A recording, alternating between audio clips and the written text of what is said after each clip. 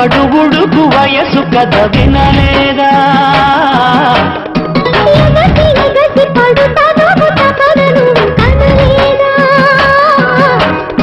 పెదవులతో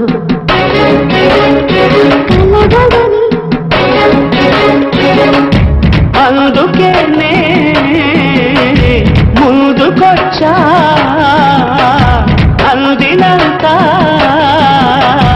ఆరగిస్తా